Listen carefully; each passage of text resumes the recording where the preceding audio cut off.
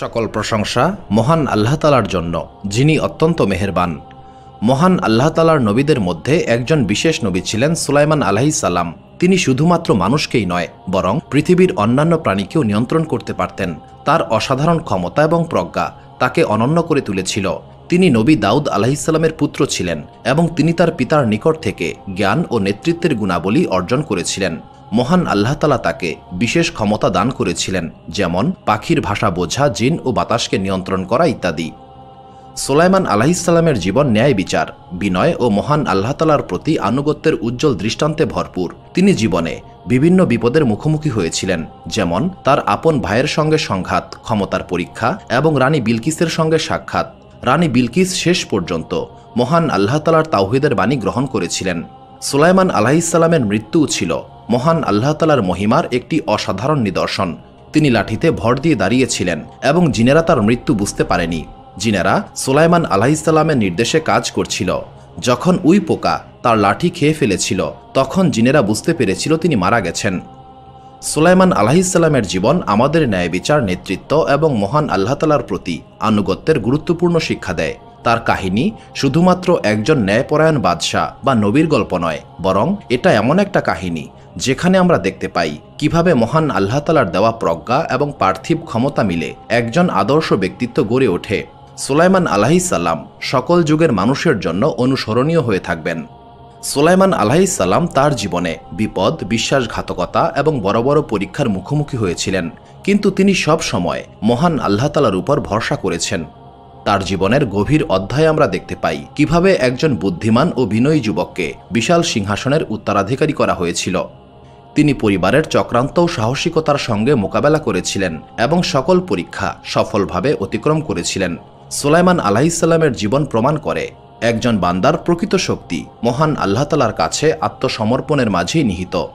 তার জীবনের প্রতিটি ঘটনা শুধুমাত্র নৈতিক শিক্ষাই নয়, বরং মহান আল্লাহ তাআলার মহিমারও প্রতিফলন। এই কাহিনীটি ভালোভাবে বুঝতে ভিডিওটি শেষ পর্যন্ত দেখুন। ভিডিওটি লাইক করুন, সাবস্ক্রাইব করুন এবং যদি কোনো সংশোধনের প্রয়োজন হয় মন্তব্য করতে ভুলবেন না। চলুন শুরু করা যাক। একটি শান্ত গ্রামে হঠাৎ করেই উত্তেজনা ছড়িয়ে পড়েছিল, যখন দুইজন মহিলা একটি শিশুকে নিয়ে ঝগড়া করতে করতে গ্রামবাসীদের নিকট বিচার চাইতে এসেছিল। একজন মহিলা কাঁদছিলেন, তার কোলে একটি শিশু শান্তভাবে ঘুমিয়েছিল এবং অন্যজন চিৎকার করে বলছিলেন, এই শিশুটি আমার সন্তান, তোমার সন্তানকে নেকড়ে খেয়ে ফেলেছে, এটা তোমার সন্তান নয়। এই বিবাদ শুনে গ্রামবাসীরা জমায়েত হয়েছিল, কিন্তু তারা বুঝতে পারছিল না তাদের কি করা উচিত। কান্নাকাটি করা যুবতী মহিলা বললেন, এই শিশু আমার সন্তান, আমি তার গন্ধ এবং কান্নার শব্দ চিনি, আমি তাকে জন্ম দিয়েছি। কিন্তু বয়স্ক মহিলা জোর দিয়ে বললেন, এটা আমার সন্তান, তুমি মিথ্যা বলছো, নেকড়ে তোমার সন্তানকে নিয়ে গেছে। এই জটিল পরিস্থিতিতে গ্রামবাসীরা হতবিহ্বল হয়ে পড়েছিল। তখন গ্রামের একজন জ্ঞানী বৃদ্ধ বললেন, এই সমস্যা আমাদের পক্ষে সমাধান করা সম্ভব নয়, একমাত্র আমাদের মহামান্য বাদশাহ দাউদ আলাইহিস সালামই এই সমস্যার সমাধান করতে পারবেন, কারণ তিনি একজন ন্যায় বিচারক। গ্রামবাসীরা দুইজন মহিলাকে নিয়ে দাউদ আলাইহিস সালামের দরবারে হাজির হলেন। দাউদ আলাইহিস সালাম শান্ত কণ্ঠে বললেন, আমি আশা করছি তোমরা আমাকে কোনো মিথ্যা বলবে না। বয়স্ক মহিলা প্রথমে বলল, মহামান্য বাদশাহ, এই শিশুটি আমার সন্তান। যুবতী মহিলা করুণ কণ্ঠে বললেন, মহামান্য বাদশাহ, সে মিথ্যা বলছে, এই শিশুটিকে আমি জন্ম দিয়েছি, এটা আমার সন্তান। দুইজন মহিলার বক্তব্য শুনে দাউদ আলাইহিস সালাম বিভ্রান্ত হয়ে গেলেন। তিনি শিশুটিকে ভালোভাবে লক্ষ্য করলেন এবং গভীরভাবে চিন্তা করে বললেন, এই শিশুটি বয়স্ক মহিলার। এই সিদ্ধান্তে বয়স্ক মহিলা আনন্দে উল্লাস করতে লাগলেন। অন্যদিকে যুবতী মহিলা বাকরুদ্ধ হয়ে পড়েছিলেন। তিনি কোনো প্রতিবাদ না করেই নীরবে শিশুটিকে বয়স্ক মহিলার হাতে তুলে দিলেন। যখন এই সিদ্ধান্তের খবর সুলাইমান আলাইহিস সালামের নিকট পৌঁছালো, তিনি অনুভব করলেন এই সিদ্ধান্তে কোনো কিছু একটা গোলমাল রয়েছে। তখন তিনি ওই দুই মহিলাকে আবারও দরবারে হাজির হওয়ার নির্দেশ দিলেন। যদিও সুলাইমান আলাইহিস সালাম তখন তরুণ ছিলেন, কিন্তু তার প্রজ্ঞা এবং ন্যায় বিচারের জন্য তিনি সারা রাজ্যে বিখ্যাত হয়ে উঠেছিলেন। সেদিন সুলাইমান আলাইহিস সালামের রাজ দরবার কৌতূহলী মানুষে ভরে গিয়েছিল। সবাই এটা জানতে উদ্গ্রীব ছিল যে সুলাইমান আলাইহিস সালাম কিভাবে এই জটিল সমস্যার সমাধান করতে পারবেন। সুলাইমান আলাইহিস সালাম দুইজন মহিলাকে গভীরভাবে পর্যবেক্ষণ করছিলেন। তারপর বললেন, আমি আশা করছি তোমরা কেউ আমাকে মিথ্যা বলবে না। বয়স্ক মহিলা প্রথমে কথা বলল।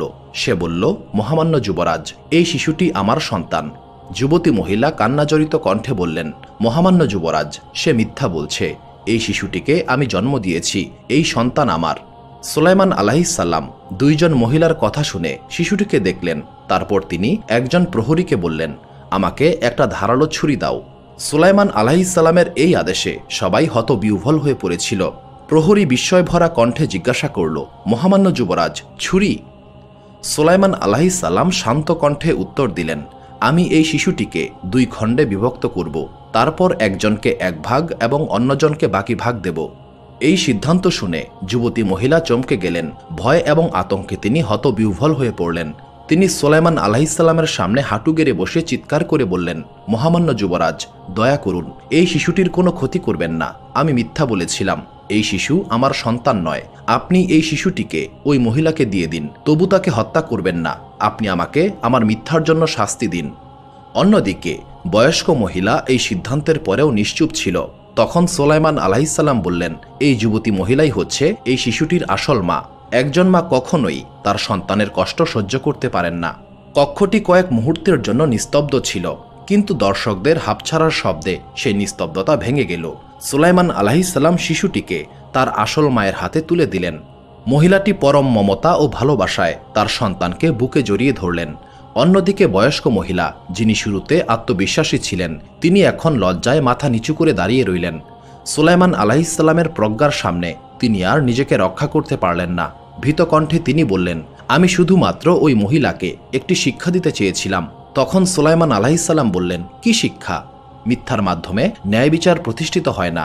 তোমার এই কাজের জন্য মহান আল্লাহ তাআলার কাছে ক্ষমা চাও। বয়স্ক মহিলা হতাশার সঙ্গে কক্ষ ত্যাগ করল। আর যুবতী মহিলা সুলাইমান আলাইহিসসালামের এই প্রজ্ঞার জন্য মহান আল্লাহ তাআলার কাছে কৃতজ্ঞতা প্রকাশ করলেন। তিনি কান্নাজড়িত কণ্ঠে বললেন, হে মহামান্য যুবরাজ, মহান আল্লাহ তাআলা আপনাকে ন্যায় বিচার প্রতিষ্ঠার জন্য বরকত দিন। আপনি আমাকে একটি বড় অবিচার থেকে রক্ষা করেছেন। এই ঘটনা সুলাইমান আলাইহিসসালামের অসাধারণ প্রজ্ঞার প্রমাণ। প্রজ্ঞা শুধুমাত্র যুক্তি বা তর্কের বিষয় নয়, এটা অনুভূতি এবং আন্তরিকতাকেও বোঝায়। একটি গ্রামে একজন আঙ্গুর চাষি সকালে ঘুম থেকে জাগ্রত হলেন। তিনি তার বাগানের পরিপক্ক আঙ্গুর সংগ্রহ করার পরিকল্পনা করেছিলেন, যেগুলো তিনি বছরের পর বছর যত্ন সহকারে চাষ করেছেন। কিন্তু বাগানে পৌঁছে তিনি দেখলেন আঙ্গুরের পাতা মাটিতে ছড়িয়ে রয়েছে, গাছের ডালগুলি ভাঙা এবং গাছে কোনো ফল নেই। কৃষক স্তম্ভিত হয়ে দাঁড়িয়ে রইলেন। তারপর রাগে চিৎকার করে বললেন, কে আমার এই সর্বনাশ করেছে? অল্প সময়ের মধ্যেই তার প্রতিবেশী উপস্থিত হলেন। তারপর বললেন, হে আমার ভাই, আমি ভয় করছি। আমার ছাগলগুলির কারণেই তোমার বাগানের এই ক্ষতি হয়েছে। গত রাতে আমার ছাগলগুলি পালিয়েছিল এবং আমি জানতাম না তারা তোমার বাগানে ঢুকে এমনটা করেছে। কৃষক প্রচণ্ড রাগে প্রতিবেশীকে বললেন, তোমার ছাগলগুলি আমার বাগান ধ্বংস করেছে, এখন আমি কি করব? প্রতিবেশী মাথা নিচু করে বললেন, আমি জেনে শুনে এমনটা করিনি, এমনটা হবে আমি জানতাম না। কিন্তু কৃষক তার রাগ নিয়ন্ত্রণ করতে পারলেন না। তিনি বললেন, তোমাকে অবশ্যই এই ক্ষতির দায় নিতে হবে। তাদের তীব্র ঝগড়ার কারণে গ্রামবাসীরা জড়ো হতে শুরু করল। গ্রামের একজন জ্ঞানী ব্যক্তি বললেন, আমরা তর্ক করে এই সমস্যার সমাধান করতে পারবো না। এই সমস্যার সমাধান একমাত্র আমাদের মহামান্য বাদশাহ দাউদ আলাইহিসসালামই করতে পারবেন। তিনি আমাদের মধ্যে সবচেয়ে ন্যায় বিচারক। দাউদ আলাইহিসসালামের দরবারে 2 জন ব্যক্তি সমস্ত ঘটনা খুলে বললেন। আঙ্গুর বাগানের মালিক কান্নাজড়িত কণ্ঠে বললেন, হে মহামান্য বাদশাহ, আমার সমস্ত বাগান ধ্বংস হয়ে গেছে। তার ছাগলগুলি আমার বাগান নষ্ট করেছে। আমি এখন কি করব জানি না। ছাগলের মালিক অপরাধ বোধে ভুগছিলেন, কিন্তু তিনি নিজেকে রক্ষা করার শেষ চেষ্টা করলেন। তিনি বললেন, হে মহামান্য বাদশাহ, রাতে আমার ছাগলগুলি পালিয়েছিল। আমি জানতাম না তার এত বড় ক্ষতি হয়ে যাবে। দাউদ আলাইহিসসালাম মনোযোগ সহকারে 2 জনের বক্তব্য শুনলেন। তারপর তিনি সিদ্ধান্ত দিলেন, যেহেতু ছাগলগুলি আঙ্গুর বাগান নষ্ট করেছে, তাই ছাগলের মালিক ক্ষতিপূরণ হিসেবে বাগানের মালিককে তার সমস্ত ছাগল হস্তান্তর করবে। এই সিদ্ধান্তে বাগানের মালিক খুশি হতে পারলেন না। তার মনে হচ্ছিল কোথাও কিছু একটা ভুল হচ্ছে। অন্যদিকে ছাগলের মালিক তার সমস্ত ছাগল হারানোর কথা ভেবে খুবই কষ্ট পেলেন, কারণ ছাগলগুলি না থাকলে তিনি কিভাবে জীবিকা নির্বাহ করবেন। এই বিচার সভায় গ্রামের একজন জ্ঞানী ব্যক্তি উপস্থিত ছিলেন। তিনি বললেন, আমাদের উচিত সুলাইমান আলাইহিসসালামের নিকট এই সমস্যার বিষয়টি উপস্থাপন করা। তিনি হয়তো আরও ভালো কোনো সমাধান দিতে পারবেন। শেষ পর্যন্ত সবাই সুলাইমান আলাইহিসসালামের সামনে উপস্থিত হল। সুলাইমান আলাইহিসসালাম তাদের কাহিনী মনোযোগ দিয়ে শুনলেন। তারপর তিনি জিজ্ঞাসা করলেন, আমার পিতা কি সিদ্ধান্ত দিয়েছেন? তারা উত্তরে বললেন, ছাগলের মালিককে তার সমস্ত ছাগল বাগানের মালিকের হাতে তুলে দিতে হবে। সুলাইমান আলাইহিসসালাম গভীরভাবে চিন্তা করে শান্ত কণ্ঠে বললেন, আমার পিতা সঠিক সিদ্ধান্তই নিয়েছেন, কিন্তু তোমরা তার সিদ্ধান্ত সঠিকভাবে বুঝতে পারোনি। তিনি ব্যাখ্যা করে বললেন, ছাগলের মালিক তার সমস্ত পশু বাগানের মালিকের কাছে হস্তান্তর করবে, তবে স্থায়ীভাবে নয়। বাগানের মালিক ক্ষতিপূরণ হিসেবে ছাগলগুলির দুধ, পশম এবং অন্যান্য উৎপাদন থেকে লাভবান হবেন। অন্যদিকে ছাগলের মালিক বাগান মেরামত করবে। যখন বাগানটি আগের মতো হয়ে যাবে, তখন ছাগলগুলি তার মালিকের কাছে ফিরিয়ে দেওয়া হবে। কক্ষটি নিস্তব্ধ হয়ে গেল। সুলাইমান আলাইহিসসালামের এই সিদ্ধান্ত সকলের কাছেই ন্যায়সঙ্গত এবং প্রজ্ঞাপূর্ণ মনে হল। বিচারপ্রার্থী দুইজনেই স্বস্তি পেলেন। বাগানের মালিক তার প্রতিবেশীর ক্ষতি না করেই ক্ষতিপূরণ পেলেন। ছাগলের মালিকও কৃতজ্ঞতা প্রকাশ করলেন, কারণ তাকে একেবারে নিঃস্ব হতে হয়নি। দরবারের উপস্থিত সবাই চিৎকার করে বললেন, এটা অত্যন্ত প্রজ্ঞাপূর্ণ সিদ্ধান্ত। ন্যায় বিচার প্রতিষ্ঠিত হয়েছে। সিদ্ধান্ত ঘোষণার পর উভয় পক্ষ তাদের সম্মতি জ্ঞাপন করলেন। বাগানের মালিক কৃতজ্ঞ কণ্ঠে বললেন, হে মহামান্য যুবরাজ, একটি ন্যায়সঙ্গত সমাধান দেওয়ার জন্য ধন্যবাদ। ছাগলের মালিকও বললেন, আমি এই ঘটনায় খুবই কষ্ট পেয়েছিলাম, কিন্তু এই সিদ্ধান্ত আমাকে আমার দায়িত্ব সম্পর্কে সচেতন করেছে। হে মহামান্য যুবরাজ, মহান আল্লাহ তাআলা আপনাকে বরকত দিন। সুলাইমান আলাইহিসসালামের এই সিদ্ধান্তের খবর সমগ্র রাজ্যে ছড়িয়ে পড়েছিল। রাজ্যবাসী তার প্রজ্ঞার প্রশংসা করছিল। এমনকি দাউদ আলাইহিসসালাম যখন এই সিদ্ধান্তের কথা শুনলেন, তখন তিনি তার পুত্রের প্রজ্ঞার জন্য মহান আল্লাহ তাআলার দরবারে শুকরিয়া আদায় করলেন। তিনি গর্বিত কণ্ঠে বললেন, মহান আল্লাহ তাআলা আমার পুত্রকে অসাধারণ প্রজ্ঞা দান করেছেন। তিনি এমন একজন নেতা যিনি আমাদের উম্মার জন্য কল্যাণ বয়ে আনবেন। মহান আল্লাহ তাআলা বলেন, আর স্মরণ করো দাউদ ও সুলাইমানের কথা, যখন তারা ফসলের ব্যাপারে ফয়সালা দিচ্ছিল, কারণ ফসলটি তাদের সম্প্রদায়ের ছাগল দ্বারা নষ্ট হয়েছিল, আর আমি তাদের ফয়সালা প্রত্যক্ষ করেছিলাম। অতঃপর আমি সুলাইমানকে অধিক সঠিক ফয়সালার জ্ঞান দান করেছিলাম এবং তাদের প্রত্যেককে আমি প্রজ্ঞা ও জ্ঞান দান করেছিলাম। সূরা আল আম্বিয়া আয়াত ৭৮ থেকে ৭৯। বনি ইসরায়েলের মধ্যে একজন মহিলা বসবাস করতেন, যিনি তার সৌন্দর্য এবং পবিত্রতার জন্য বিখ্যাত ছিলেন। তার মুখমণ্ডল ছিল উজ্জ্বল এবং তার আচরণে পবিত্রতা প্রকাশ পেত, কিন্তু তার এই সৌন্দর্যের কারণে তাকে অনেক বিপদের মুখোমুখি হতে হয়েছিল। অনেক পুরুষ তাকে কামনা করতেন, কিন্তু তিনি সব সময় তার সম্মান রক্ষা করে চলতেন এবং প্রতিটি প্রলোভনকে প্রত্যাখ্যান করতেন। একদিন এই মহিলা গ্রামের কুয়ো থেকে পানি সংগ্রহ করছিলেন। তখন 4 জন পুরুষ, যারা সম্প্রদায়ের নেতা ছিল, তারা মহিলাটির কাছে এসে বলল, তুমি চাইলে অনেক টাকার মালিক হতে পারো। আমরা এর আগেও তোমাকে অনেকবার এই প্রস্তাব দিয়েছি। মহিলাটি রাগান্বিত কণ্ঠে উত্তর দিলেন, মহান আল্লাহ তাআলা আমাকে অগণিত নিয়ামত দান করেছেন। আমি আমার সম্মান আল্লাহ তাআলার জন্য রক্ষা করি, নিজের জন্য নয়। দ্বিতীয় ব্যক্তিটি বলল, এত অহংকার করো না। আমি চাই তুমি আমাদের চাহিদা পূরণ করো। যদি তুমি আমাদের প্রত্যাখ্যান করো, তবে আমরা তোমার জীবনকে দুঃখময় করে তুলব। মহিলাটি দৃঢ় কণ্ঠে বললেন, আমার সম্মান নষ্ট হওয়ার চেয়ে ধ্বংস হওয়াকে আমি বেশি পছন্দ করি। 4 জন পুরুষ কিছুটা অবাক হয়েছিল। তারা এমন কঠোর প্রত্যাখ্যান আশা করেনি। তাদের মধ্যে একজন হুমকির সুরে বলল, তবে অপেক্ষা করো, অচিরেই নিজের ধ্বংস দেখতে পাবে। সেই রাতে 4 জন পুরুষ গোপনে আলোচনা করে পরিকল্পনা করল কিভাবে তারা মহিলাকে ধ্বংস করবে। তাদের মধ্যে একজন বলল, আমরা তাকে এমন একটি জঘন্য কাজের জন্য অভিযুক্ত করব, যাতে তার সম্মান একেবারে ধ্বংস হয়ে যায়। এমন অভিযোগ করব যা সে কোনোভাবেই প্রমাণ করতে পারবে না। পরের দিন দাউদ আলাইহিসসালামের দরবারে তারা উপস্থিত হয়ে বলল, হে মহামান্য বাদশাহ, অমুক মহিলা কুকুরের সঙ্গে অশ্লীল কাজে লিপ্ত হয়েছে। সে আপনার রাজ্যকে অপবিত্র করেছে। এই অভিযোগ শুনে দাউদ আলাইহিসসালাম এই অপরাধের শাস্তি নিয়ে চিন্তা করতে লাগলেন। প্রচলিত আইন অনুসারে যদি অভিযোগ সত্য প্রমাণিত হয়, তবে এর শাস্তি হবে পাথর মেরে হত্যা করা। দাউদ আলাইহিসসালামের দরবারে মহিলাকে হাজির করা হলো। তিনি গভীর কষ্ট নিয়ে উপস্থিত হয়েছিলেন। এটা তার জন্য একটি বড় পরীক্ষা। তিনি দৃঢ় কণ্ঠে বললেন, হে মহামান্য বাদশাহ, আমি আল্লাহ তাআলার নামে শপথ করে বলছি, এই অভিযোগ সম্পূর্ণ মিথ্যা। আমি এমন জঘন্য কাজের সঙ্গে জড়িত নই। কিন্তু 4 জন পুরুষ মহিলার বিরুদ্ধে ক্রমাগতভাবে সাক্ষী দিচ্ছিল। তখন দাউদ আলাইহিসসালাম তার একজন কর্মচারীকে ডেকে বললেন, এই মামলা আমি আমার পুত্র সুলাইমানের কাছে অর্পণ করতে চাই। তাকে সংবাদ পাঠাও দাউদ আলাইহিসসালামের ডাকে সুলাইমান আলাইহিসসালাম উপস্থিত হলেন। দাউদ আলাইহিসসালামের সুলাইমান আলাইহিসসালামের প্রজ্ঞার উপর অটল বিশ্বাস ছিল। তিনি জানতেন সুলাইমান আলাইহিসসালামের বয়স কম হলেও তার অসাধারণ বুদ্ধিমত্তা রয়েছে।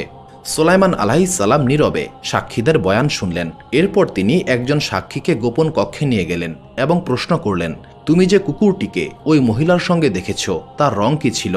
প্রথম সাক্ষী আত্মবিশ্বাসের সঙ্গে বলল, মহামান্য যুবরাজ, কালো রঙের ছিল। সুলাইমান আলাইহিসসালাম প্রথম সাক্ষীকে বিদায় করে দ্বিতীয় সাক্ষীকে ডাকলেন এবং একই প্রশ্ন করলেন। দ্বিতীয় সাক্ষী বলল, মহামান্য যুবরাজ, লাল রঙের ছিল। তৃতীয় সাক্ষীকে জিজ্ঞাসা করা হলে সে বলল, ধূসর রঙের ছিল। চতুর্থ সাক্ষীকে জিজ্ঞাসা করা হলে সে বলল, সাদা রঙের ছিল। এরপর সুলাইমান আলাইহিসসালাম বিচার কক্ষে এসে বললেন, তোমাদের সাক্ষ্য মিলছে না, তোমরা মিথ্যা বলছো। ভয়ে চারজনের মুখ ফ্যাকাশে হয়ে গেল। তারা আশা করেনি তাদের মিথ্যা এত দ্রুত প্রকাশিত হয়ে যাবে। সুলাইমান আলাইহিসসালাম বললেন, তোমরা এই পবিত্র মহিলার নামে জঘন্য অপবাদ দিয়েছ। এখন প্রচলিত আইন অনুসারে এই মিথ্যার জন্য তোমাদের মৃত্যুদণ্ড দেওয়া হলো। বিচারের রায় শুনে মহিলাটি আর অশ্রু ধরে রাখতে পারলেন না, তবে তার অশ্রুতে কৃতজ্ঞতার চিহ্ন ছিল। তিনি সুলাইমান আলাইহিসসালামকে বললেন, হে মহামান্য যুবরাজ, মহান আল্লাহ তাআলা আপনার প্রজ্ঞা ও ন্যায় বিচারের জন্য আপনাকে বরকত দিন। চারজন পুরুষকে তাদের মিথ্যা অপবাদের জন্য শাস্তি দেওয়া হলো। নবী সুলাইমান আলাইহিসসালামের প্রজ্ঞার খবর সমগ্র বনি ইসরায়েলে ছড়িয়ে পড়েছিল। সবাই সুলাইমান আলাইহিসসালামের এই প্রজ্ঞা এবং বিচক্ষণতার জন্য প্রশংসা করতে লাগল। শৈশব থেকেই নবী সুলাইমান আলাইহিসসালাম অসাধারণ বুদ্ধিমত্তা ও প্রজ্ঞার অধিকারী ছিলেন। তার পিতা দাউদ আলাইহিসসালাম তার মধ্যে বিশাল সম্ভাবনা দেখতে পেয়েছিলেন। সুলাইমান আলাইহিসসালামের সঙ্গে তিনি প্রায়ই রাজ্য পরিচালনার বিষয়ে আলোচনা করতেন এবং সুলাইমান আলাইহিসসালামও বিভিন্ন সমস্যার সুন্দর সমাধান দিতেন। এক রাতে দাউদ আলাইহিসসালাম সুলাইমান আলাইহিসসালামকে তার কক্ষে ডাকলেন। জেরুজালেমের রাতের বাতাস শীতল ছিল এবং চাঁদের আলো কক্ষে নরম আভা ছড়িয়ে দিচ্ছিল। দাউদ আলাইহিসসালাম বললেন, সুলাইমান, আমার নিকটে আসো। সুলাইমান আলাইহিসসালাম পিতার আদেশ মেনে তার পাশে বসলেন। দাউদ আলাইহিসসালাম বললেন, মহান আল্লাহ তাআলা তোমাকে অসাধারণ জ্ঞান, বুদ্ধিমত্তা ও প্রজ্ঞা দান করেছেন। আমার পরে তুমি বনি ইসরায়েলের নেতা হিসেবে স্থলাভিষিক্ত হবে। দাউদ আলাইহিসসালামের এই কথায় সুলাইমান আলাইহিসসালাম বিস্মিত হলেন। তিনি বললেন, মহামান্য পিতা, আমার ভাই আবু শালম আমার চেয়েও বড়, শক্তিশালী এবং অভিজ্ঞতায় পরিপূর্ণ। দাউদ আলাইহিসসালাম বললেন, রাজত্ব শারীরিক শক্তির বিষয় নয়, বরং প্রজ্ঞা ও ন্যায় বিচারের বিষয়। মহান আল্লাহ তাআলা তোমাকে এই গুণাবলী দান করেছেন। সুলাইমান আলাইহিসসালাম নীরব রইলেন। তিনি নিজেকে সিংহাসনের যোগ্য মনে করতেন না, কিন্তু পিতার আদেশ অমান্য করার মতো শক্তি তার ছিল না। তিনি বললেন, এটা যদি মহান আল্লাহ তাআলার ইচ্ছা হয় তবে আমি দায়িত্ব গ্রহণ করতে প্রস্তুত রয়েছি, কিন্তু আমি ভয় পাচ্ছি আমার ভাই আবু শালম এই সিদ্ধান্তে খুশি হবে না।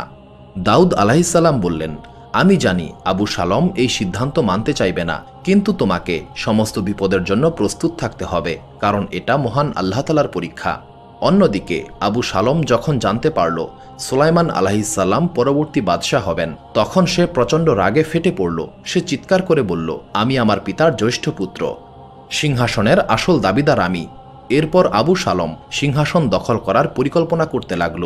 সে বনি ইসরায়েলের জনগণের নিকটে গেল এবং তাদের অভাব অভিযোগ শুনল এবং মিষ্টি মিষ্টি প্রতিশ্রুতি দিতে শুরু করল।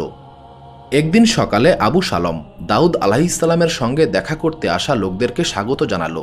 সে একজন বৃদ্ধ কৃষকের সঙ্গে কথা বলল, যিনি তার জমির সমস্যার সমাধানের জন্য এসেছিলেন। আবু শালম নরম সুরে বলল, আপনার সমস্যার কথা বলুন। কৃষক তার সমস্যার কথা বললেন।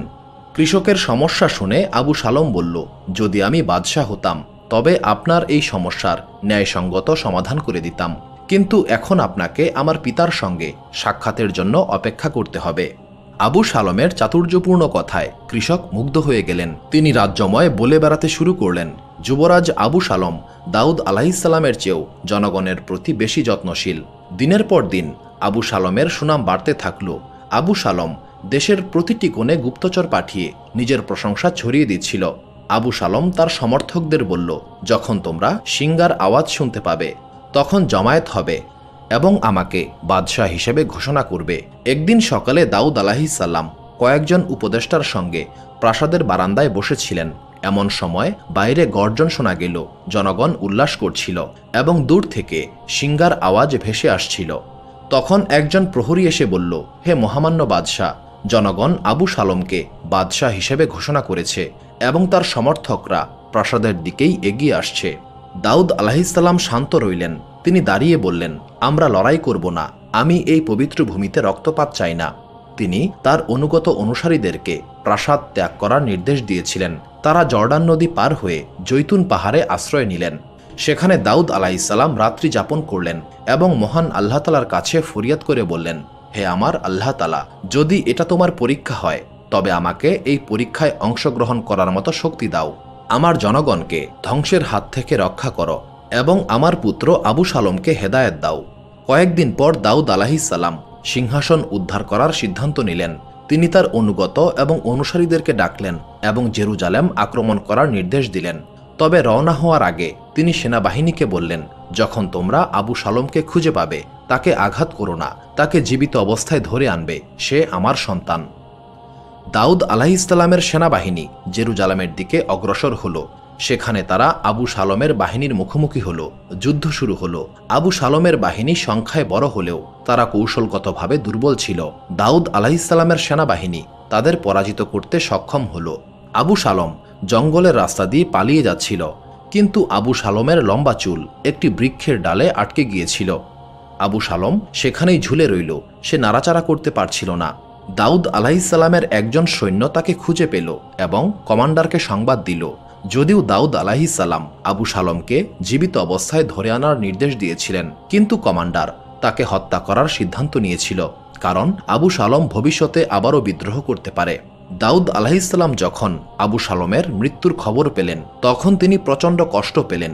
কান্নাজড়িত কণ্ঠে তিনি বললেন, আমার পুত্র আবু সালম, তোমাকে কেন মরতে হলো? যদি তোমার বদলে আমাকে মৃত্যুবরণ করতে বলা হতো তবে আমি মৃত্যুটাই গ্রহণ করতাম। তিনি প্রচণ্ড কষ্ট পেয়েছিলেন, কিন্তু তিনি জানতেন মহান আল্লাহ তাআলার সিদ্ধান্তই সর্বোত্তম। তিনি জেরুজালেমে ফেরত গেলেন এবং রাজ্যের শৃঙ্খলা পুনরুদ্ধার করলেন। কয়েক বছর পর দাউদ আলাইহিসসালাম বুঝতে পারলেন তিনি এই দুনিয়ায় আর বেশি দিন থাকবেন না। তিনি সুলাইমান আলাইহিসসালামকে সংবাদ দিলেন। কক্ষের বাতাস যেন ভারী হয়ে উঠল, সমস্ত কিছুই যেন অনুভব করছিল দাউদ আলাইহিসসালাম বেশি দিন আর এই দুনিয়ায় অবস্থান করবেন না। দাউদ আলাইহিসসালাম দুর্বল কণ্ঠে বললেন, এই রাজ্য মহান আল্লাহ তাআলার আমানত এবং আমি এই আমানত তোমাকে অর্পণ করছি। দাউদ আলাইহিসসালামের চোখ অশ্রুতে ভরে গেল। তিনি বললেন, হে মহামান্য পিতা, আমি জানি না এত বড় দায়িত্ব আমি বহন করতে পারবো কিনা। দাউদ আলাইহিসসালাম মৃদু হেসে বললেন, তুমি একা নও আমার পুত্র, মহান আল্লাহ তাআলা তোমার সঙ্গে রয়েছেন। তার উপর পরিপূর্ণ আস্থা এবং বিশ্বাস রাখো, তবেই তুমি ন্যায়সঙ্গতভাবে শাসন করতে সক্ষম হবে। কয়েকদিন পর দাউদ আলাইহিসসালাম বার্ধক্যজনিত কারণে ইন্তেকাল করলেন। সুলাইমান আলাইহিসসালাম পিতার নির্দেশ অনুসারে সিংহাসনে আরোহণ করলেন। সিংহাসনে বসেই তিনি মহান আল্লাহ তাআলার কাছে দোয়া করে বললেন, হে আমার রব, আমাকে ক্ষমা করুন এবং আমাকে এমন একটি রাজ্য দান করুন যা আমার পরে আর কেউ পাবে না। নিশ্চয়ই আপনি মহান দাতা। সূরা সাদ আয়াত ৩৫। মহান আল্লাহ তাআলা তার প্রার্থনা কবুল করলেন। সুলাইমান আলাইহিসসালাম ন্যায় বিচার এবং প্রজ্ঞার সঙ্গে তার রাজ্য শাসন করছিলেন এবং তার উপর অর্পিত আমানত রক্ষা করলেন। তিনি জিন, মানুষ এবং পশুদের দ্বারা সম্মানিত হলেন এবং তার পিতার উত্তরাধিকারকে মহিমান্বিত করলেন। সুলাইমান আলাইহিসসালাম তার প্রাসাদের আঙ্গিনায় বসেছিলেন। রাতের শীতল বাতাস তার সঙ্গী ছিল। গভীর একাগ্রতায় তিনি আকাশের দিকে তাকিয়েছিলেন। তার হৃদয় মহান আল্লাহ তাআলার দেয়া নেয়ামতের জন্য কৃতজ্ঞতায় ভরে উঠছিল। তার পাশেই দাঁড়িয়েছিলেন তার বিশ্বস্ত বন্ধু ফুলান, যিনি সুলাইমান আলাইহিসসালামকে নবুয়তের দায়িত্ব পালনে সহযোগিতা করতেন। ফুলান সুলাইমান আলাইহিসসালামের মুখে গভীর চিন্তার ছাপ লক্ষ্য করে বললেন, হে মহামান্য বাদশাহ, আপনি কি কোনো বিপদের আশঙ্কা করছেন? সুলাইমান আলাইহিসসালাম বললেন, হে ফুলান, আমাদের রব মহান আল্লাহ তাআলা কতই না মহান। এই আসমান, আসমানের তারা, বাতাস, এমনকি দুনিয়ার প্রতিটি বালুকণা সবই তার ক্ষমতার অধীন। ফুলান জিজ্ঞাসা করলেন, আপনি কি কোনো কারণে চিন্তিত? সুলাইমান আলাইহিসসালাম কিছুক্ষণ চুপ করে থেকে বললেন, মহান আল্লাহ তাআলা আমাকে এই সুবিশাল রাজত্ব দান করেছেন। এই রাজ্য, এই রাজ্যের মানুষ, আমার কাছে আত্মসমর্পণকারী সমস্ত সৃষ্টি সবই মহান আল্লাহ তাআলার পরীক্ষা। আমি ভয় পাচ্ছি যদি কোনোদিন আমি এই আমানতের খেয়ানত করে ফেলি তবে আমার কি হবে? ফুলান বললেন, মহামান্য বাদশাহ, মহান আল্লাহ তাআলা আপনাকে প্রজ্ঞা, ন্যায় বিচার এবং নেতৃত্বের ক্ষমতা দিয়েছেন। তিনি মহাজ্ঞানী। সুলাইমান আলাইহিসসালাম বললেন, আমি মহান আল্লাহ তাআলার কাছে এমন কিছু চাইব যা আগে কেউ কখনো চায়নি। সুলাইমান আলাইহিসসালামের এই কথায় ফুলান বিস্মিত হলেন। সুলাইমান আলাইহিসসালাম বললেন, আমি মহান আল্লাহ তাআলার কাছে এমন একটি রাজ্য চাইব যার কোনো তুলনা হয় না, এমন একটি রাজ্য যা আমার পরে আর কেউ পাবে না।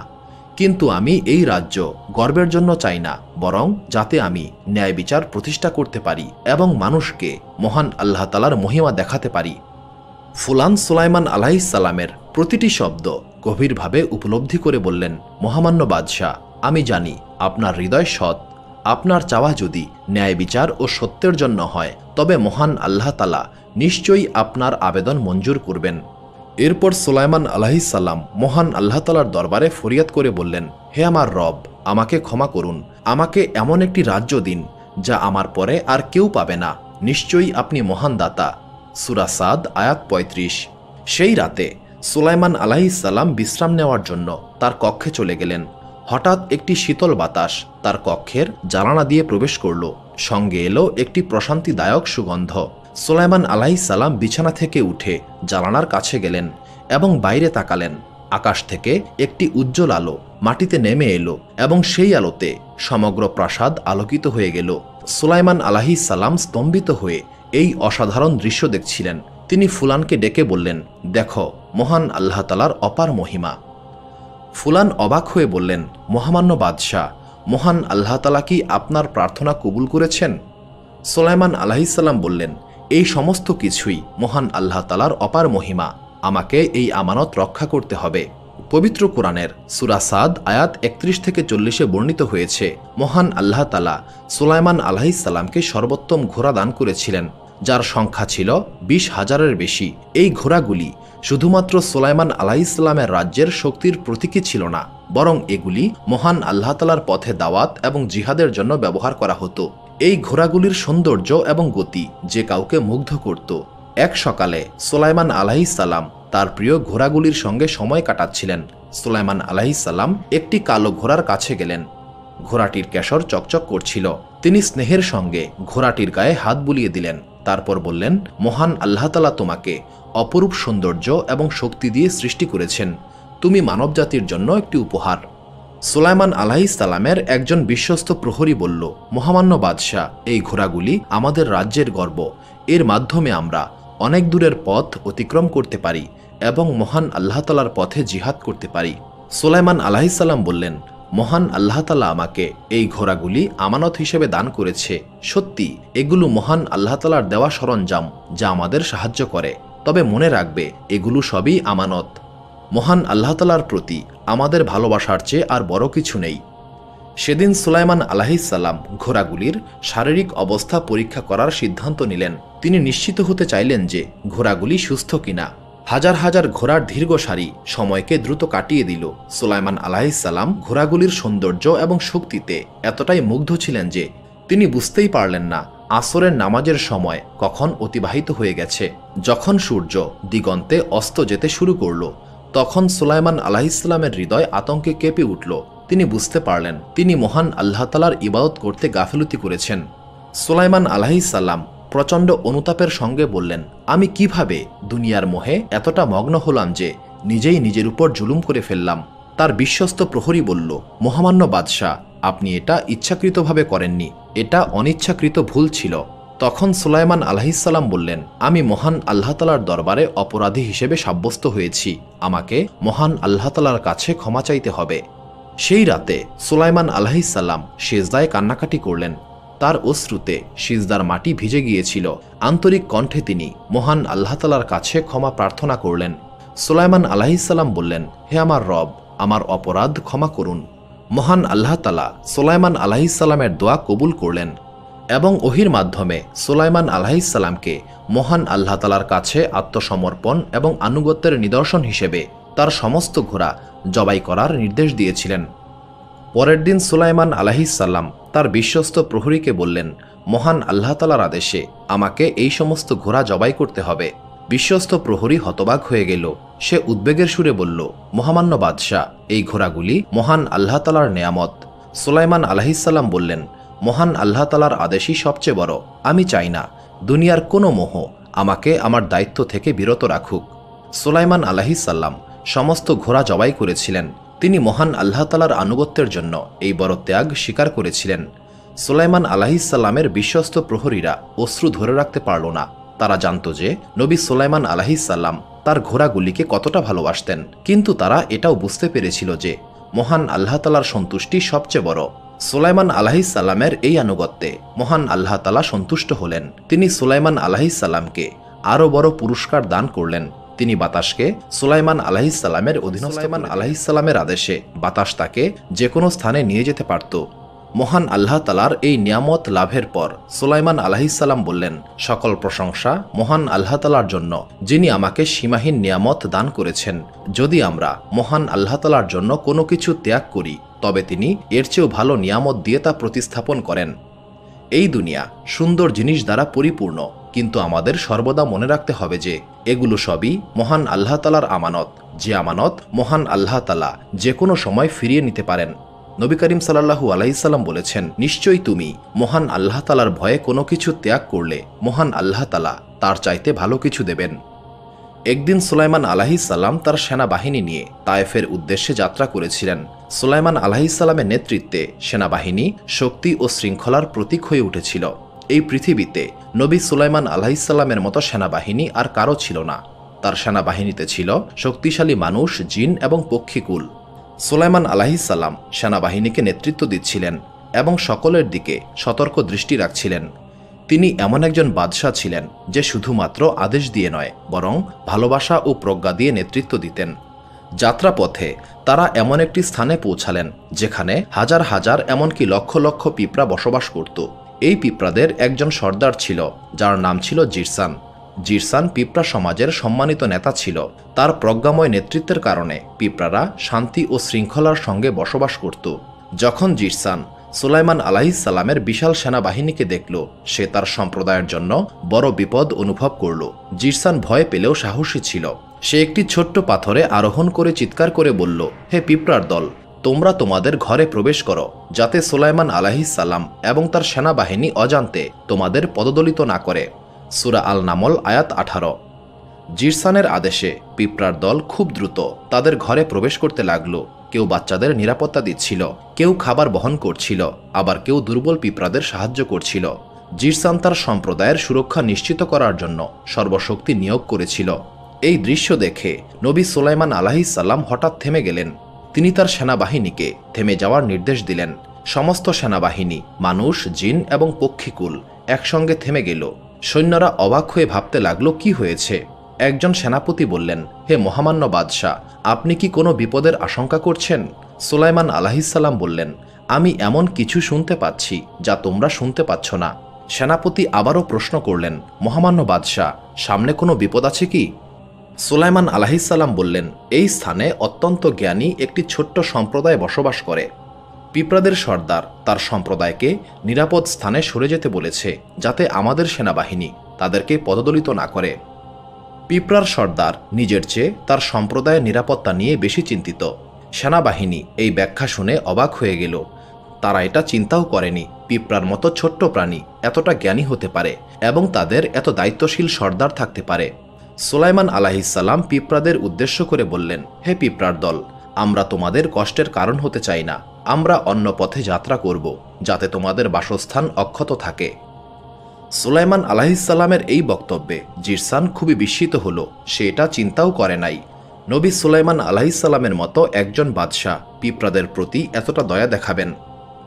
জিরসান তখন সুলাইমান আলাইহিসসালামকে উদ্দেশ্য করে বলল, হে মহামান্য বাদশাহ, আপনি সত্যিই মহান। মহান আল্লাহ তাআলা আপনাকে এত নিয়ামত দান করেছেন, এরপরও আপনি আমাদের প্রতি দয়া দেখিয়েছেন। মহান আল্লাহ তাআলা আপনাকে বরকত দান করুন। সুলাইমান আলাইহিসসালাম এটা শুনে হাসলেন। তিনি বললেন, হে আমার রব, আমাকে বরকত দিন। আমি যেন আপনার দেওয়া প্রতিটি নিয়ামতের প্রতি এবং আমার পিতামাতার প্রতি কৃতজ্ঞ থাকতে পারি। আমাকে এমন সৎ কাজ করতে দিন যা আপনি পছন্দ করেন এবং আমাকে আপনার সৎ বান্দাদের দলে অন্তর্ভুক্ত করুন। সূরা আল নামল আয়াত 19। এরপর সুলাইমান আলাইহিসসালাম সেনাপতিকে বললেন, আমরা এই স্থান অতিক্রম করব না। সেনাবাহিনীকে অন্য পথে যাত্রা করার নির্দেশ দাও। আমি চাই না আমাদের মাধ্যমে পিঁপড়াদের কোনো ক্ষতি হোক। সেনাপতি বললেন, মহামান্য বাদশাহ, মহান আল্লাহ তাআলা আপনাকে বরকত দান করুন। সুলাইমান আলাইহিস সালামের এই আদেশ সমস্ত সেনাবাহিনীতে পৌঁছে দেওয়া হলো। সেনাবাহিনী নতুন পথে যাত্রা শুরু করল। যদিও সেই নতুন পথ দুর্গম ছিল, তবু কেউ কোনো অভিযোগ করেনি। তারা বুঝতে পেরেছিল সুলাইমান আলাইহিস সালাম মহান আল্লাহ তাআলার প্রতি আনুগত্য এবং প্রজ্ঞার কারণেই এই সিদ্ধান্ত নিয়েছেন। অন্যদিকে পিঁপড়ারা দেখল সুলাইমান আলাইহিস সালামের বিশাল সেনাবাহিনী অন্য পথে যাত্রা করছে। জিরসান তার জনগণকে বললেন, সুলাইমান আলাইহিস সালাম মহান আল্লাহ তাআলার এমন একজন বান্দা যিনি অহংকারী নন। চলো আমরা দোয়া করি যেন মহান আল্লাহ তাআলা তাকে এবং তার সেনাবাহিনীকে বরকত দান করেন। এই কাহিনীতে আমাদের জন্য অনেক শিক্ষা রয়েছে। আমাদেরকে অহংকার থেকে দূরে থাকতে হবে, মহান আল্লাহ তাআলার প্রতিটি নিয়ামতের জন্য কৃতজ্ঞ হতে হবে এবং তার প্রতিটি সৃষ্টিকে সম্মান করতে হবে। আমরা যেন সুলাইমান আলাইহিস সালামের প্রজ্ঞাকে অনুসরণ করতে পারি এবং সর্বদা মহান আল্লাহ তাআলার আরও ভালো বান্দা হওয়ার চেষ্টা করতে পারি। সুলাইমান আলাইহিস সালামের রাজকীয় রান্নাঘরে প্রতিদিন অবিশ্বাস্য পরিমাণ খাবার রান্না করা হতো। প্রতিদিন 4000 উট, 5000 গরু এবং 6000 ছাগলের গোশত রান্না করা হতো। এই সমস্ত খাবার মূলত জনগণ ও সেনাবাহিনীর জন্য প্রস্তুত করা হতো। একদিন সকালে নবী সুলাইমান আলাইহিস সালাম তার সিংহাসনে বসে ভাবলেন, এই সম্পদ এবং ক্ষমতার মাধ্যমে আমি কিভাবে মহান আল্লাহ তাআলার সৃষ্টিকে আরও বেশি পরিমাণে সেবা করতে পারি। তিনি দোয়া করে বললেন, হে মহান আল্লাহ তাআলা, আপনি আমাকে অসংখ্য নিয়ামত এবং ক্ষমতা দান করেছেন। আমাকে অনুমতি দিন, আমি এই দুনিয়ার সমস্ত প্রাণীকে একবেলা আহার করাতে চাই। মহান আল্লাহ তাআলা উত্তর দিলেন, নিশ্চয়ই তুমি এটা করতে সক্ষম হবে না। সুলাইমান আলাইহিস সালাম পূর্ণ আত্মবিশ্বাসে বললেন, হে মহান আল্লাহ তাআলা, আমাকে অনুমতি দিন, আমি আপনার ক্ষমতাকে সকলের সামনে উপস্থাপন করতে চাই। মহান আল্লাহ তাআলা সুলাইমান আলাইহিস সালামের এই প্রার্থনা মঞ্জুর করে বললেন, হে সুলাইমান, আমি তোমাকে অনুমতি দিলাম। সুলাইমান আলাইহিস সালাম তার সমস্ত সেনাবাহিনীকে বিশাল ভোজের আয়োজন করতে বললেন। তিনি মানুষ, জিন এবং পক্ষীকুলের সর্দারদের ডেকে বললেন, দুনিয়ার পূর্ব থেকে পশ্চিম প্রান্তে যাও এবং সমস্ত প্রাণীকুলকে আমার পক্ষ থেকে নিমন্ত্রণ জানাও। পাখিরা পাহাড়, উপত্যকা এবং মরুভূমিতে সংবাদ পৌঁছে দিল। জিনেরা সমুদ্রে প্রবেশ করে সামুদ্রিক প্রাণীদেরকে আমন্ত্রণ করল। অন্যদিকে মানুষের দল শহর ও গ্রামে নিমন্ত্রণ পৌঁছে দিল। কয়েকদিনের মধ্যে সুলাইমান আলাইহিস সালামের এই আয়োজনের খবর সমগ্র দুনিয়াতে ছড়িয়ে পড়ল। সুলাইমান আলাইহিস সালাম তার বাবুর্চিদের অকল্পনীয় পরিমাণ খাবার প্রস্তুত করতে নির্দেশ দিলেন।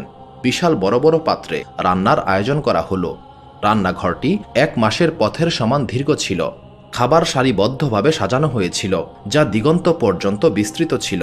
নির্ধারিত দিনে দুনিয়ার বিভিন্ন প্রান্ত থেকে প্রাণীকুল আসতে শুরু করল। আয়োজনের স্থান হাতি এবং গন্ডারের মতো বড় বড় প্রাণীদের পদচারণায় কেঁপে উঠল। আকাশ পাখিদের দ্বারা পরিপূর্ণ হয়ে গেল। সমুদ্রের তিমি এবং অন্যান্য সামুদ্রিক প্রাণীরা সমুদ্রের তীরে জমায়েত হতে শুরু করল। মহান আল্লাহ তাআলা সুলাইমান আলাইহিস সালামকে জিজ্ঞাসা করলেন, হে সুলাইমান, প্রথমে কোন প্রাণীকে আহার করাতে চাও? পূর্ণ আত্মবিশ্বাসে নবী সুলাইমান আলাইহিস সালাম উত্তর দিলেন, হে মহান আল্লাহ তাআলা, সামুদ্রিক প্রাণীরাই প্রথমে আহার করুক।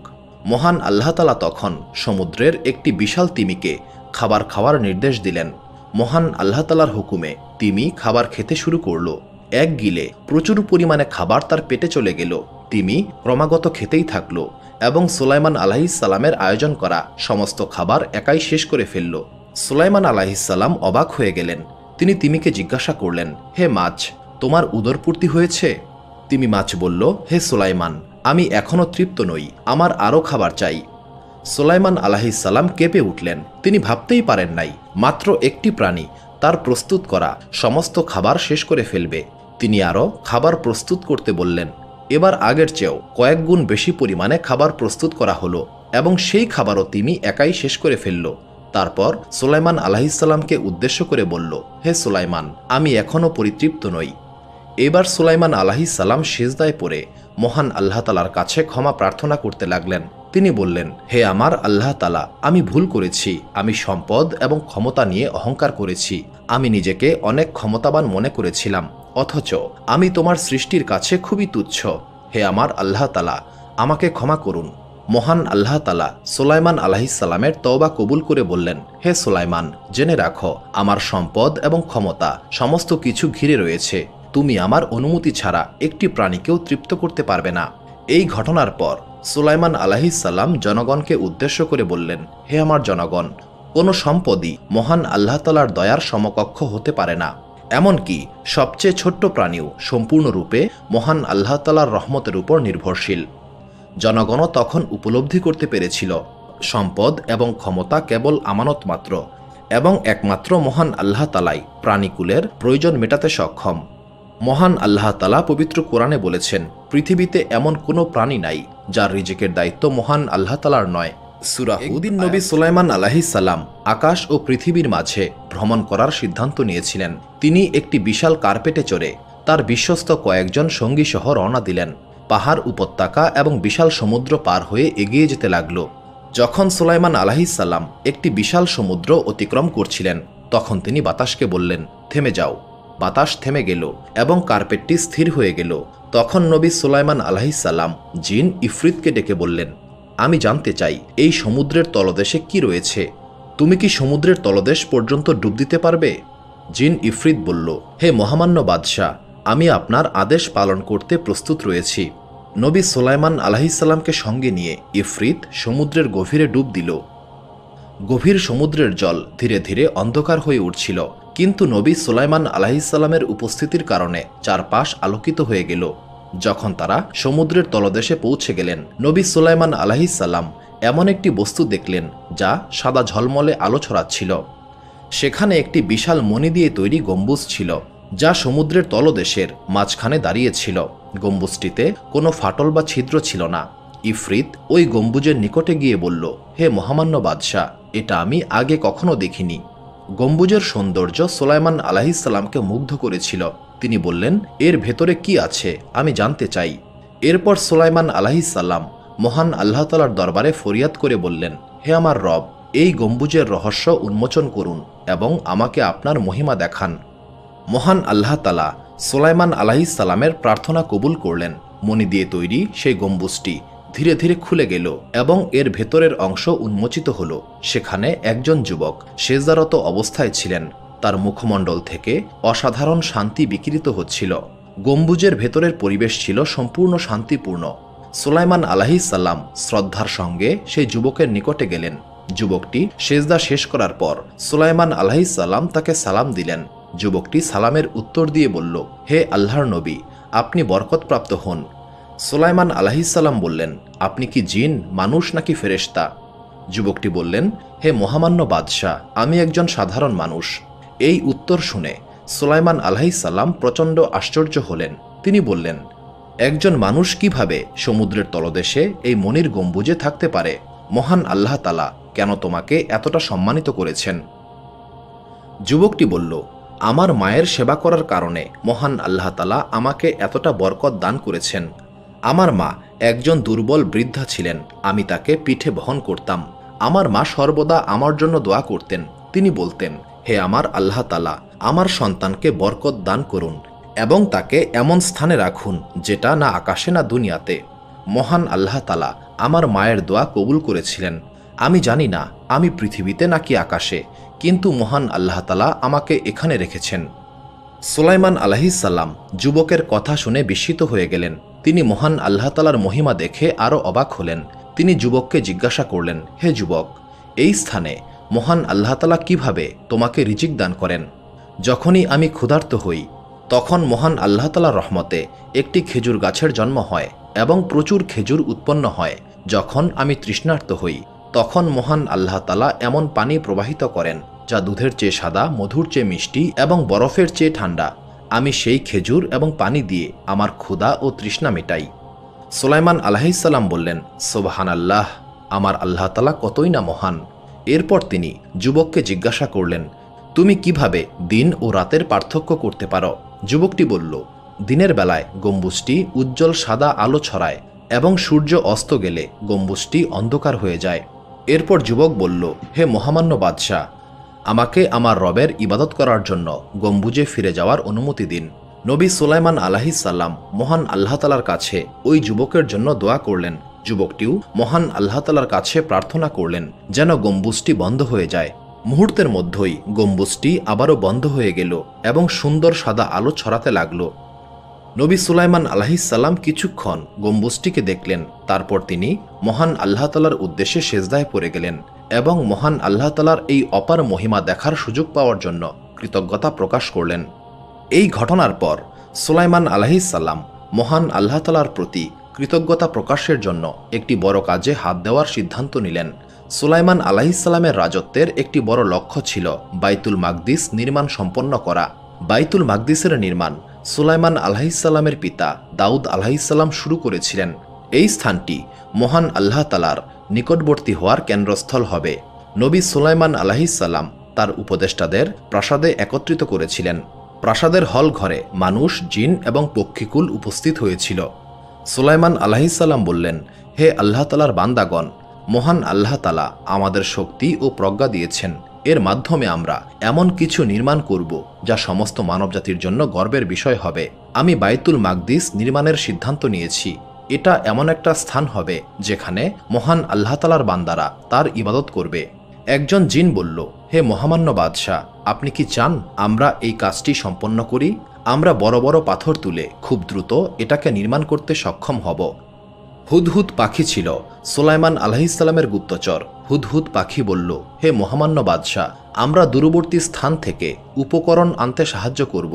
সুলাইমান আলাইহিসসালাম বললেন, এই কাজে মহান আল্লাহ তাআলার সমস্ত সৃষ্টি জড়িত হবে। মানুষ, জিন এবং পক্ষীকুল সবাই একসঙ্গে কাজ করবে।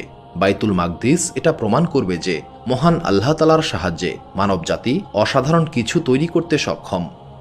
নির্মাণের কাজ শুরু হলো। শক্তিশালী জিনেরা পাহাড় থেকে বড় বড় পাথর তুলে নির্মাণস্থলে হাজির করল। পাখিরা দূরবর্তী স্থান থেকে কাঠ ও মূল্যবান পাথর এনে সাহায্য করছিল। মানুষেরা সেই উপকরণের মাধ্যমে পাথর খোদাই করছিল এবং কাঠামোটি সুনির্দিষ্টভাবে তৈরি করছিল। সুলাইমান আলাইহিসসালাম নিজে এই কর্মযজ্ঞের তদারকি করছিলেন। তিনি হঠাৎ দেখতে পেলেন একজন জিন একটি বিশাল পাথর তোলার চেষ্টা করছে, কিন্তু সে বারবার ব্যর্থ হচ্ছে। সুলাইমান আলাইহিসসালাম দৃঢ়কণ্ঠে বললেন, থামো।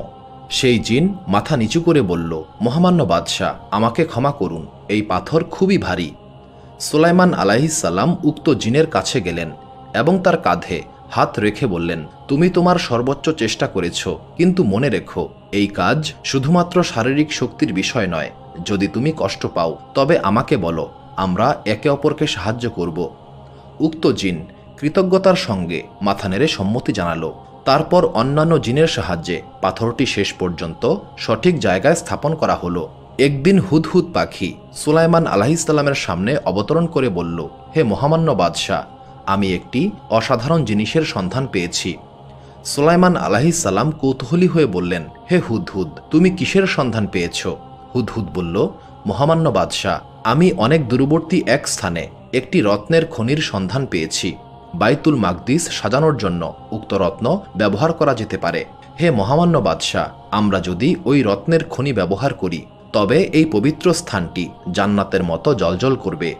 সুলাইমান আলাইহিসসালাম বললেন, হে হুদহুদ, তোমার বাহিনীকে নিয়ে যাও এবং সেই রত্নগুলিকে সংগ্রহ করো, কিন্তু স্মরণ রেখো দরকারের তুলনায় বেশি পরিমাণে সংগ্রহ করবে না। লোভী ব্যক্তিকে মহান আল্লাহ তাআলা পছন্দ করেন না। হুদহুদ পাখি তার বাহিনী নিয়ে সেই রত্ন সংগ্রহ করল। এরপর সেই রত্নগুলি দিয়ে বাইতুল মাকদিস সাজানো হয়েছিল। বাইতুল মাকদিস নির্মাণ সম্পন্ন হবার পর নবী সুলাইমান আলাইহিসসালাম তার সমস্ত জনগণকে একত্রিত করেছিলেন। মানুষ, জিন এবং পক্ষীকুল সকলেই এই অনুষ্ঠানে উপস্থিত হয়েছিল। তখন সুলাইমান আলাইহিসসালাম বললেন, হে আমার রব, আমাদের এই কাজটিকে আপনি কৃতজ্ঞতা হিসেবে গ্রহণ করুন। এই স্থানটিকে ইবাদতের কেন্দ্র হিসেবে কবুল করুন, যেখানে আপনার বান্দারা আপনার নিকটবর্তী হতে পারবে। আমাদের পাপ ক্ষমা করুন এবং আমাদেরকে আপনার সৎ বান্দাদের দলে অন্তর্ভুক্ত করুন। নবী সুলাইমান আলাইহিসসালাম তার প্রতিটি পদক্ষেপে জনগণকে স্মরণ করিয়ে দিতেন যে এই সমস্ত কিছুই মহান আল্লাহ তাআলার অনুগ্রহ এবং এই আমানতকে রক্ষা করতে হবে। তাফসির কিতাবসমূহে বলা হয়েছে, সর্বপ্রথম বাইতুল মাকদিস নির্মাণ করেছিলেন ফেরেশতারা। তবে বেশিরভাগ আলেমের মতে সর্বপ্রথম মসজিদুল আকসা নির্মাণ করেছিলেন নবী আদম আলাইহিসসালাম।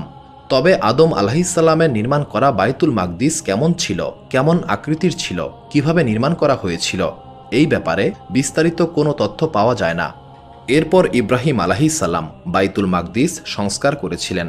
তৎকালীন সময়ে ইব্রাহিম আলাইহিসসালামকে স্বাগত জানিয়েছিলেন বাইতুল মাকদিসের বাদশাহ মালকি সাদ্দিক। তিনি একজন ধার্মিক ব্যক্তি ছিলেন এবং তাওহীদের উপর অটল ছিলেন। এটা ছিল খ্রিস্টপূর্ব 2000 সালের ঘটনা। এরপর ইয়াকুব আলাইহিসসালাম বাইতুল মাকদিস আবারও নির্মাণ করেছিলেন, অর্থাৎ এটাকে সংস্কার ও মেরামত করেছিলেন। এরপর সুলাইমান আলাইহিসসালাম মসজিদুল আকসাকে একটি বিশাল, মজবুত এবং সুন্দর ও প্রশস্ত ভবন হিসেবে নির্মাণ করেছিলেন। সুলাইমান আলাইহিসসালামের বাইতুল মাকদিস নির্মাণের ঘটনাটি আবদুল্লাহ ইবনে আমর রাদিয়াল্লাহু তাআলা আনহু থেকে বর্ণিত একটি হাদিসে উল্লেখ করা হয়েছে। তিনি বলেন, নবী করিম সাল্লাল্লাহু আলাইহি সাল্লাম বলেছেন, যখন সুলাইমান ইবনে দাউদ আলাইহিসসালাম বাইতুল মাকদিসের নির্মাণ শেষ করেছিলেন, তখন তিনি মহান আল্লাহ তাআলার কাছে 3টি জিনিসের প্রার্থনা করেছিলেন। 1. মহান আল্লাহ তাআলার সিদ্ধান্তের সঙ্গে সামঞ্জস্যপূর্ণ একটি বিচার ব্যবস্থা। 2. এমন একটি রাজ্য যা তার পরে আর কেউ পাবে না। এবং 3. এই মসজিদে এমন কেউ প্রবেশ করবে না যে শুধুমাত্র সালাত আদায় করতে চায়, বরং সে তার মায়ের গর্ভ থেকে জন্মানোর দিনের মতোই নিষ্পাপ হয়ে বের হবে। প্রথম 2টি জিনিস সুলাইমান আলাইহিসসালামকে দান করা হয়েছিল এবং আমরা এটা আশা করতেই পারি তৃতীয়টিও মহান আল্লাহ তাআলা দান করেছেন। সুলাইমান আলাইহিসসালাম বাইতুল মাকদিস নির্মাণ করেছিলেন খ্রিস্টপূর্ব 950 সালে। সুলাইমান আলাইহিসসালামের নির্মিত এই কাঠামোটি প্রায় 370 বছর পর্যন্ত টিকে ছিল, কিন্তু শেষ পর্যন্ত ব্যাবিলনের সেনাবাহিনীর আক্রমণে সেটা ধ্বংস হয়ে যায়। একসময় রোমান সেনাপতি টাইটাস ইহুদিদের উপর ব্যাপক গণহত্যা চালিয়েছিল এবং বাইতুল মাকদিস ধ্বংস করে দিয়েছিল। কোনো ইহুদি অবশিষ্ট ছিল না। এরপর বাইতুল মাকদিসের নির্মাণ চলতে থাকে মুসলিম খলিফাদের মাধ্যমে। প্রথমে খলিফা ওমর ইবনুল খাত্তাব রাদিয়াল্লাহু তাআলা আনহু এবং তারপর উমাইয়া খলিফা আব্দুল মালেক ইবনে মারওয়ান এবং তার পুত্র ওয়ালিদ ইবনে আব্দুল মালেকের মাধ্যমে এটা সম্পন্ন করা হয়। এরপর বাইতুল মাকদিস বিভিন্ন ইসলামী রাজবংশের খলিফা এবং শাসকদের দ্বারা উন্নয়ন ও সংস্কার করা হয়েছিল। একদিন সকালে নবী সুলাইমান আলাইহিসসালাম তার সেনাবাহিনীকে তদারকি করছিলেন। মানুষ, জিন এবং পক্ষীকুল সুশৃঙ্খল অবস্থায় দাঁড়িয়েছিল, কিন্তু সুলাইমান আলাইহিসসালাম লক্ষ্য করে দেখলেন হুদহুদ পাখি সেখানে উপস্থিত নাই। তিনি বললেন, হুদহুদ কোথায়? পক্ষীকুলের সর্দার চুপ করেছিল। সুলাইমান আলাইহিসসালাম আবারও বললেন, হুদহুদ কোথায়? এবার একটি ছোট্ট পাখি বলল, মহামান্য বাদশাহ, আমরা জানি না, সম্ভবত সে দূরে কোথাও অবস্থান করছে। সুলাইমান আলাইহিসসালাম বললেন, নিশ্চয়ই আমি তাকে কঠোর শাস্তি দেব, অথবা তাকে জবাই করব, যদি না সে আমার কাছে একটি স্পষ্ট কারণ নিয়ে আসে। সূরা আন-নামল আয়াত 21। কিছুক্ষণ পর হুদহুদ এসে উপস্থিত হল। সে সুলাইমান আলাইহিসসালামকে উদ্দেশ্য করে বলল, মহামান্য বাদশাহ, আমি সাবা দেশ থেকে গুরুত্বপূর্ণ একটি সংবাদ নিয়ে উপস্থিত হয়েছি। নবী সুলাইমান আলাইহিসসালাম গম্ভীরভাবে বললেন, বিস্তারিত বলো। হুদহুদ বলল, সাবার জনগণকে একজন রানী শাসন করেন। মহান আল্লাহ তাআলা তাদেরকে অগণিত নেয়ামত দান করেছেন এবং রানী বিলকিসের একটি বিশাল সিংহাসন রয়েছে, কিন্তু সাবার রানী এবং তার সম্প্রদায় সূর্যকে উপাসনা করে। সুলাইমান আলাইহিসসালাম বললেন, আমি পরীক্ষা করে দেখব তুমি যা বলছো তা কি সত্য নাকি মিথ্যা। সূরা আন-নামল আয়াত 27। তারপর সুলাইমান আলাইহিসসালাম একটি বার্তা লিখলেন এবং সেই বার্তা হুদহুদকে দিলেন। তিনি বললেন, এই বার্তাটি তাদের কাছে নিয়ে যাও এবং দেখো তারা কি বলে। সূরা আন-নামল আয়াত 28। হুদহুদ পাখি সেই বার্তা নিয়ে রানী বিলকিসের কাছে গিয়েছিল। রানী বিলকিস তার চকচকে সিংহাসনে বসেছিলেন, তার মন্ত্রীরা তার চারপাশে দাঁড়িয়েছিল। হঠাৎ একটি পাখি রানী বিলকিসের সামনে বার্তাটি ফেলে দিল। রানী বিলকিস বার্তাটি দেখলেন, পরম করুণাময় ও দয়ালু আল্লাহ তাআলার নামে, আমার বিরুদ্ধে অহংকার করো না এবং আমার কাছে আত্মসমর্পণকারী হিসেবে এসো। 30-31। রানী বিলকিসের মুখ গম্ভীর হয়ে গেল। তিনি মন্ত্রীদেরকে বললেন, হে মন্ত্রী সকল, আমার কাছে একটি সম্মানিত বার্তা এসেছে, এটা সুলাইমান পাঠিয়েছেন। সূরা আন-নামল আয়াত 29। মন্ত্রীরা বলল, আমরা শক্তিশালী, আপনি যদি যুদ্ধ চান তবে আমরা লড়াই করতে প্রস্তুত রয়েছি, তবে সিদ্ধান্ত আপনার কাছে। সূরা আন-নামল আয়াত 33। বিলকিস চিন্তায় পড়ে গেলেন। তিনি জানতেন যে সুলাইমান আলাইহিসসালাম কোনো সাধারণ বাদশাহ নন। কিছুক্ষণ চিন্তা করার পর তিনি বললেন, আমি সুলাইমান আলাইহিসসালামের কাছে কিছু উপহার পাঠাবো, আমরা দেখব তিনি কিভাবে সাড়া দেন। সূরা আন-নামল আয়াত 35। রানী বিলকিসের বার্তাবাহকরা সুলাইমান আলাইহিসসালামের প্রাসাদে পৌঁছালো। তারা সঙ্গে নিয়ে এসেছিল মূল্যবান সব উপহার, সোনা, মণিমুক্তা এবং রেশমি কাপড়। তারা ভেবেছিল এই সম্পদ সুলাইমান আলাইহিসসালামকে মুগ্ধ করবে। কিন্তু যখন উপহারগুলি পেশ করা হলো, সুলাইমান আলাইহিসসালাম বললেন, তোমরা কি আমাকে ধন সম্পদ দিয়ে সাহায্য করতে চাও? মহান আল্লাহ তাআলা আমাকে যা দিয়েছেন তা তোমাদের এই সম্পদের চাইতে অনেক ভালো। তোমাদের রবের কাছে ফিরে যাও এবং বলো, যদি তারা আত্মসমর্পণকারী হিসেবে না আসে, আমি তাদের বিরুদ্ধে এমন একটি সেনাবাহিনী পাঠাবো যা তারা প্রতিহত করতে পারবে না। সূরা আন-নামল আয়াত 36 এবং 37। বার্তাবাহকরা সাবায় ফিরে গিয়েছিল এবং রানী বিলকিসকে সমস্ত কিছু খুলে বলল। একজন দূত বলল, হে রানী, আমরা যা ভেবেছিলাম সুলাইমানের রাজ্য তার চেয়ে অনেক বড়। তার কাছে আত্মসমর্পণ করা ছাড়া আমাদের অন্য কোনো উপায় নেই। রানী বিলকিস এবার সরাসরি সুলাইমান আলাইহিসসালামের সঙ্গে সাক্ষাৎ করার সিদ্ধান্ত নিয়েছিলেন। তিনি একটি বিশাল বাহিনী প্রস্তুত করলেন এবং সুলাইমান আলাইহিসসালামের রাজ্যের উদ্দেশ্যে যাত্রা শুরু করলেন। রানী বিলকিসের আগমনের খবর শুনে সুলাইমান আলাইহিসসালাম তার মন্ত্রীদেরকে ডাকলেন। তিনি বললেন, বিলকিসের সিংহাসন এখানে কে উপস্থিত করতে পারবে, এবং সেটা বিলকিসের আগমনের পূর্বেই। সূরা আন-নামল আয়াত 38। শক্তিশালী জিন ইফরিত বলল, আমি সেই সিংহাসন আপনার চোখের পলক ফেলার আগেই আপনার সামনে উপস্থিত করব। এবং এক মুহূর্তের মধ্যেই বিলকিসের সিংহাসন সুলাইমান আলাইহিসসালামের সামনে উপস্থিত করা হলো। তখন সুলাইমান আলাইহিসসালাম বললেন, এটা আমার রবের পক্ষ থেকে অনুগ্রহ আমাকে পরীক্ষা করার জন্য যে আমি কৃতজ্ঞ নাকি অকৃতজ্ঞ। যে কৃতজ্ঞ হয় সে নিজের জন্যই কৃতজ্ঞ হয়। সূরা আন-নামল আয়াত 40। সুলাইমান আলাইহিসসালাম বললেন, এই সিংহাসনকে কিছুটা পরিবর্তন করে দাও যাতে রানী বিলকিসকে পরীক্ষা করা যায়। যখন বিলকিস তার সিংহাসনটি দেখলেন, তিনি বললেন, এটা তো আমারই সিংহাসন। এবং রানী বিলকিস সুলাইমান আলাইহিসসালামের মহিমা উপলব্ধি করতে পারলেন। তিনি বললেন, আমাদের আগে থেকেই জ্ঞান দেওয়া হয়েছে এবং আমরা আত্মসমর্পণকারী। সূরা আন-নামল আয়াত 42। এরপর রানী বিলকিসকে সুলাইমান আলাইহিসসালামের প্রাসাদে নিয়ে যাওয়া হলো। প্রাসাদটি অত্যন্ত জাঁকজমকপূর্ণ ছিল।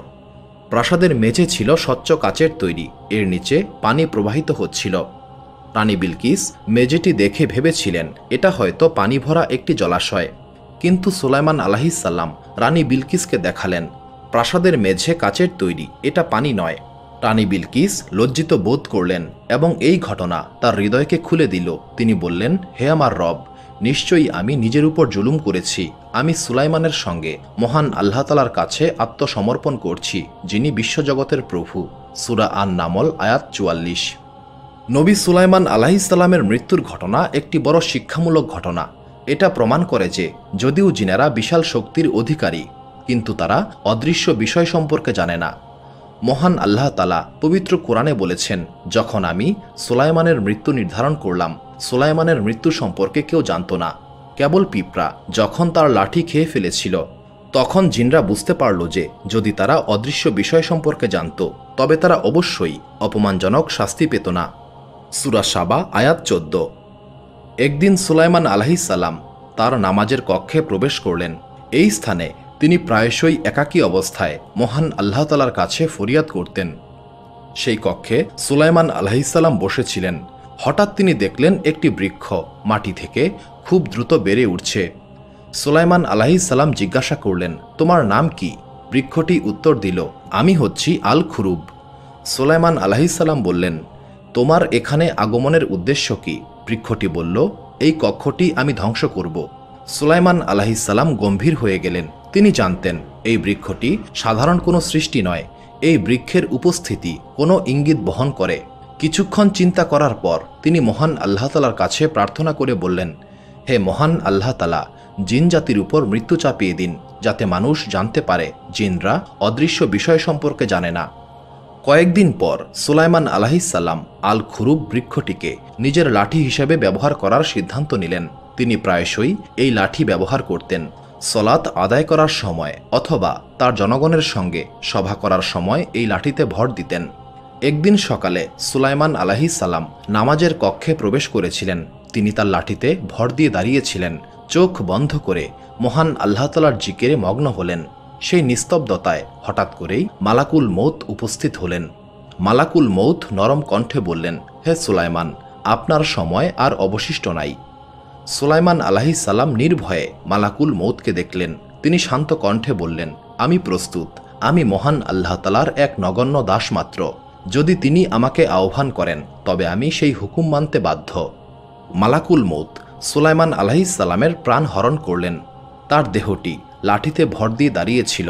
তার মুখমণ্ডলে শান্তি প্রকাশ পাচ্ছিল, যেন একজন বান্দা তার দায়িত্ব সম্পন্ন করেছেন।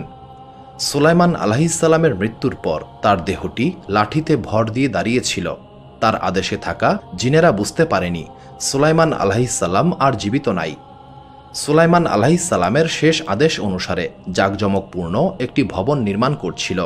জিনেরা কাজ করার সময় প্রায়শই একে অপরের সঙ্গে কথা বলতো। একজন জিন বলল, সুলাইমান আলাইহিস সালাম একজন অসাধারণ বাদশাহ। তিনি বিশ্রাম ছাড়াই অনেক সময় দাঁড়িয়ে থাকতে পারেন। অন্যজন বলল, নিশ্চয়ই তিনি মহান আল্লাহ তাআলার কাছে ফরিয়াদ করছেন। তার মতো মানুষ আর কেউ নাই। তারা তখনও জানত না সুলাইমান আলাইহিস সালাম ইন্তেকাল করেছেন। তার দাঁড়িয়ে থাকা দেহটি মহান আল্লাহ তাআলার ক্ষমতার প্রতীক হয়ে উঠল, যা সৃষ্টির বুদ্ধি ও জ্ঞানের বাইরে। দিনের পর সপ্তাহ এবং সপ্তাহের পর মাস অতিবাহিত হল। জিনেরা নিরবিচ্ছিন্নভাবে কাজ করছিল। অন্যদিকে একদল ছোট্ট পিঁপড়া নিরলসভাবে সুলাইমান আলাইহিস সালামের সে লাঠি খেয়ে ফেলছিল। এই পিঁপড়াগুলি ছিল ছোট্ট প্রাণী, যাদের মানুষ প্রায়শই তুচ্ছ মনে করে, কিন্তু এই ঘটনায় তারা মহান আল্লাহ তাআলার মহিমার একটি মাধ্যম ছিল। একদিন লাঠিটি শেষ পর্যন্ত সুলাইমান আলাইহিস সালামের দেহের ভার বহন করতে অক্ষম হয়ে পড়েছিল।